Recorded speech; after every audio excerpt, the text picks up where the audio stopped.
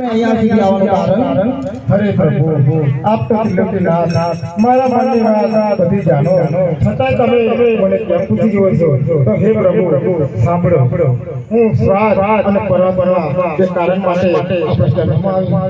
આવી રાજા ભલે હરે પ્રભુ પેલું કારણ પર્વતમાં છે કે પ્રભુ અત્યારે મારો યવનો ગાય માતાની પૂજા કરે છે અને પૂજા કરાવે છે એ અટકાવવા માટે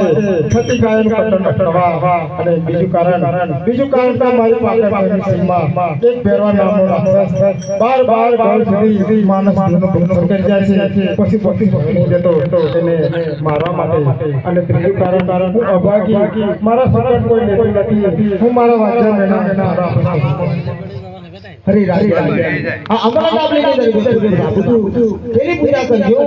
આપણા પુત્રની તો પુણ્ય પૂજા હરે પ્રભુ એક દીકરો ભયંકર ફેરો રાક્ષસને મારશે ફતે ગાયના કટણ કામશે કે મારું વાંચન કાઢશે હું તો માગું આપણા પુત્રની માંગ કરું હરે પ્રભુ આપણે તો જ્યારે આ ધરતી પર અસુરનો આતંક મચી જાય ત્યારે યોગ્ય અભ્યાસ કરે છે પ્રભુ જરા ધર્મ ગ્રામીણ ભારત અપૃતાની ધર્મસ્ય પવિત્રાયનો સાધુરા વિલાસાય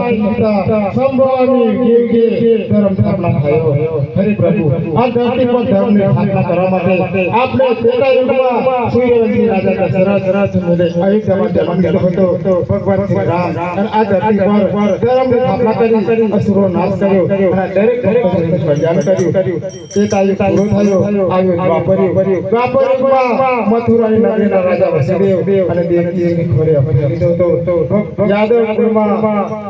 દ્વારકા મથુરાની નગરીમાં હે પ્રભુ આ ધરતી પર અસુરો નાશ કર્યો હતો ધર્મની સ્થાપના કરી દરેક ભક્તોનું કલ્યાણ કર્યું હતું દ્વાપર યુગ પૂરો થયો અત્યારે આ કળિયુગ અત્યારે આ કળિયુગમાં મારી પાટણની શેરે પધારો મારી પાટણના રાજમહેલમાં પધારો અને આ દરેક ભક્તોનું કલ્યાણ કરવા એટલા માટે હું આપણા ચરણોમાં હરે રાજા લોભીઓને લોકો ભાઈ અતિ લોભી બાપનો હું આવો પ્રેમી ભક્ત જેને બોલે કેમ બને